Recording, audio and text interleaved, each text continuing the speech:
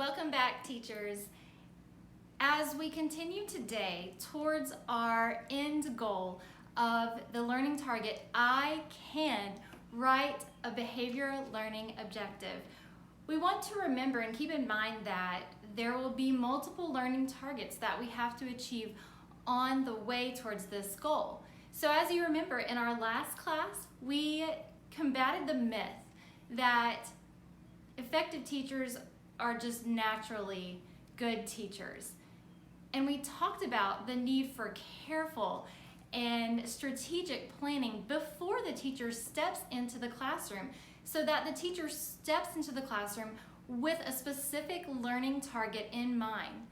The effective teacher knows that he or she or they will be working towards the specific measurable objective the entire class time.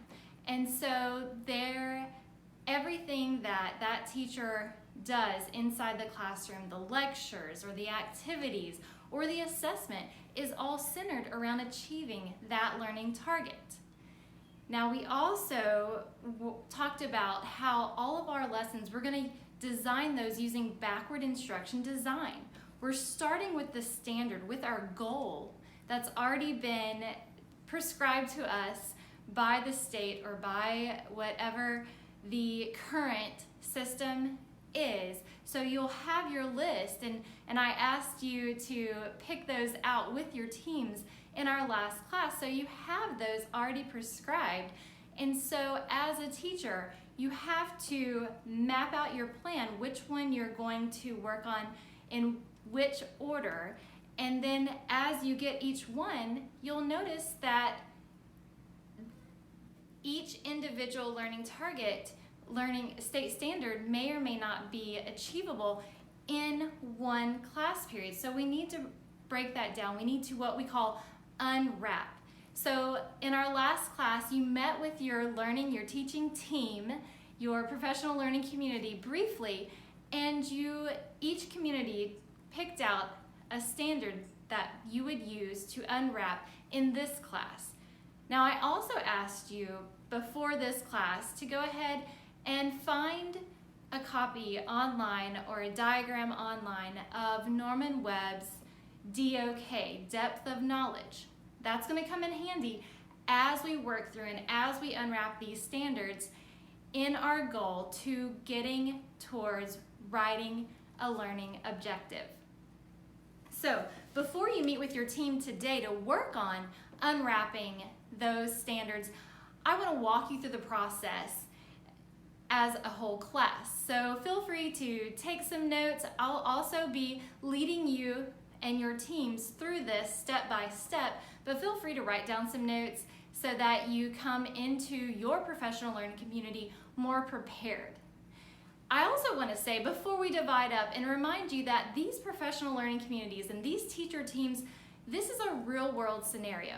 When you get into your classroom, when you get your first job, you're not going to be alone. There's going to be someone else in your building, across the hall, or maybe in your district who teaches the same class that you teach. And you're going to be expected to partner with that fellow teacher as you work through the standards and as you map out your curriculum. And in doing so, this collaboration, the sharing of ideas, is going to produce a better result for your students. So as we work through this process in the next couple classes together, just realize this is a skill that you're going to get to repeat and enjoy and become more familiar with and more comfortable with as you move throughout your professional career. So the first thing that you'll have to do in order to unwrap, when I say unwrap the standard, I'm talking about deconstructing it. Now remember, the visual that I like to think about when we're talking about achieving this standard for your students, think about the ladder. And I didn't come up with this visualization example. This comes from Kim Bailey and Chris Jacksonick, Make It Happen book. And so I just love the way that they describe achieving the state standard as a ladder. And at the very top, rung of the ladder, that's the state standard. But before you get to that state standard, you have to climb this step and this learning target. And then your students, once they master that, they can reach this smaller learning target that builds on this one and may have a higher depth of knowledge. And then they move up the rung to this step. And so as we're unpacking the state standard, we're essentially breaking it down into easier, smaller steps that your students have to master one by one in order to reach the top. And so don't become frustrated if the standard that your team selected seems really big and bulky. As we unwrap it and unpack it and analyze it today during class, you're going to see how it naturally sorts itself out into those smaller, measurable, more digestible steps. So the first thing you're going to do inside your team, but also individually, you're going to have to write out that standard.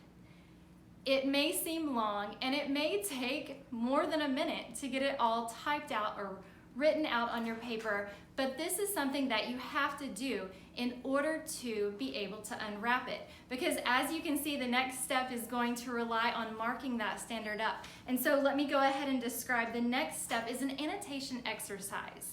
If we can mark up the standard, if we can diagram it out visually, I think that when you talk about it within your team, you'll feel more comfortable because you'll see it in its distinct and separate parts. So the 3 ways that I want you to mark up your standard, first I want you to use brackets. These are just your simple brackets, and I want you to go through your standard and I want you to put brackets around anything that gives you context to that standard. So does the standard specify a specific type of text? Are we dealing with fiction or are we dealing with nonfiction? Maybe there's a type of problem mentioned in your standard. Go ahead and put brackets around that. Maybe your standard asks the student to do or perform a certain task. Let's put brackets around that. So the first thing we're going to do when we break up into our teams, and you might be able to get started on that as I'm walking you through it right now, is we're going to put brackets around the context information within the standard that we've copied out. Everyone in your group will have the same standard, but you may notice that different pieces of context stand out to different team members, and that's the beauty of collaborating within our professional learning communities that we have inside of this class. The second thing I want you to do on those standards, I want you to take your pen or your highlighter or your marker, and I want you to circle all the verbs.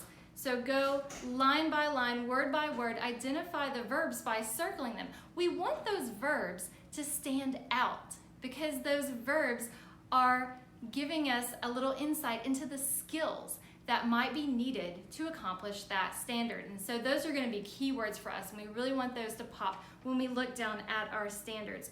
The last thing you're going to do, after you've used brackets for your context information, you've circled those verbs, I want you to underline all of your significant nouns. Some of these nouns may even be found inside of those brackets, and that's okay.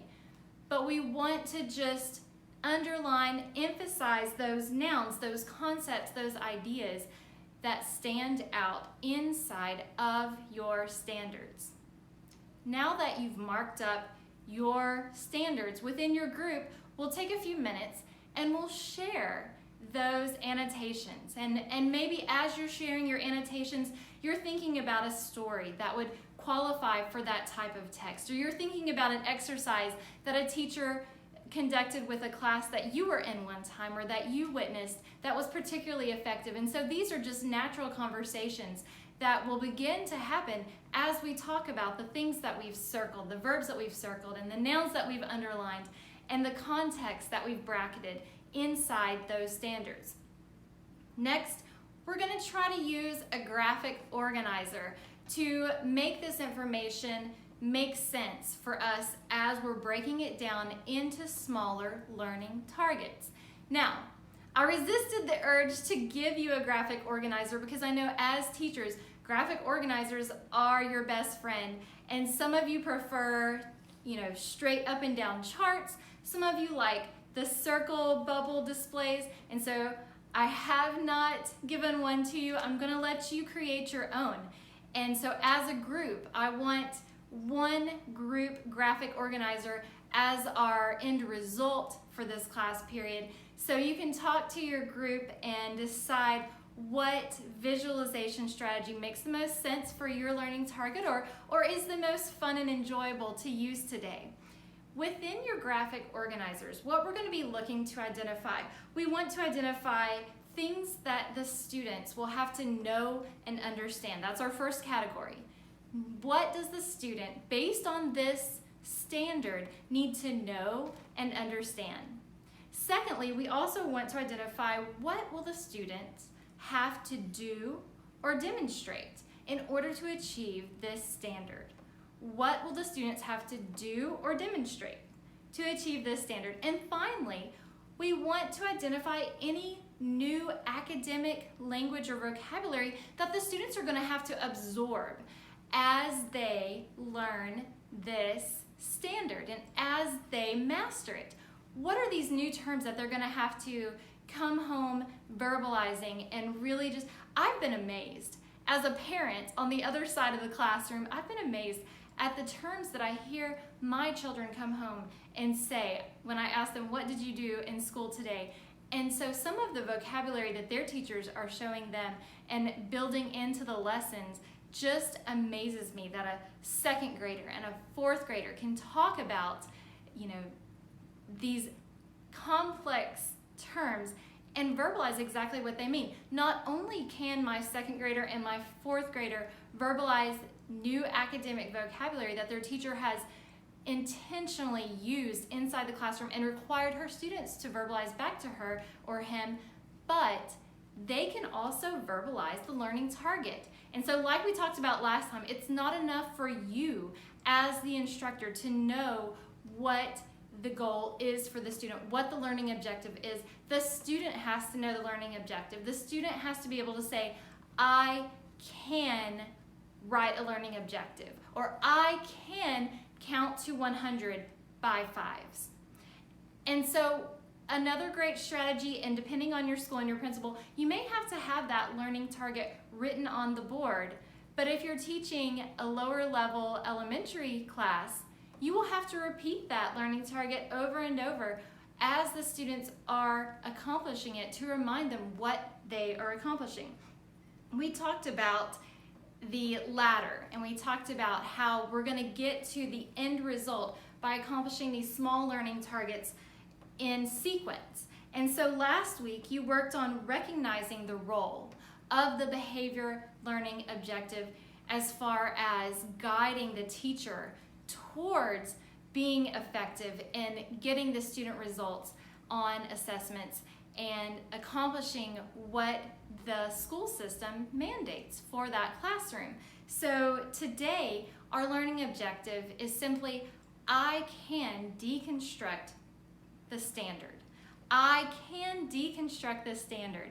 And so we've already talked about how inside your group, you'll be going through and you'll be annotating by bracketing those context words, and you'll be circling the verbs, and you'll be underlining those significant nouns, and then you'll be using a graphic organizer to classify what students will need to know. And those could be multiple things, because these learning targets, sometimes these standards have multiple learning targets built inside of them, which is why it's not feasible or advisable to try to accomplish an entire standard in one lesson.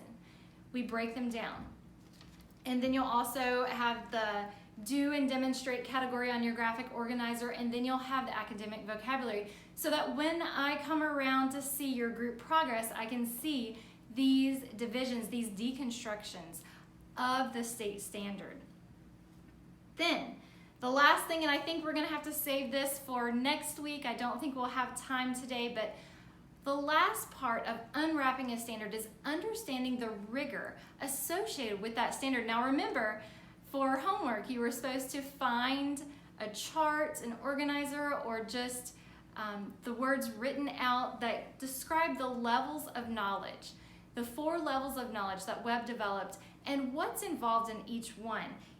so each one of his levels of knowledge get more difficult and more complex and longer lasting and produce more complex end results. And they also have words associated with them that will help you as you are deconstructing these standards into smaller learning targets.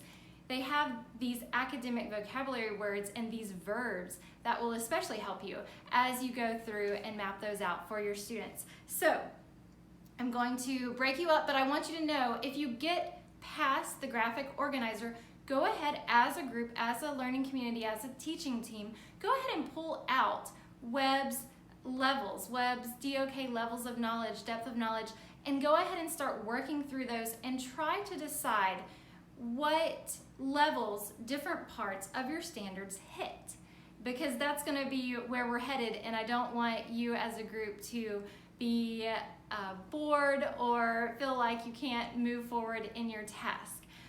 I really enjoyed describing this to you. You're not alone. As you begin working in your teams, I'll be walking around, and I'll also help pace you as a class.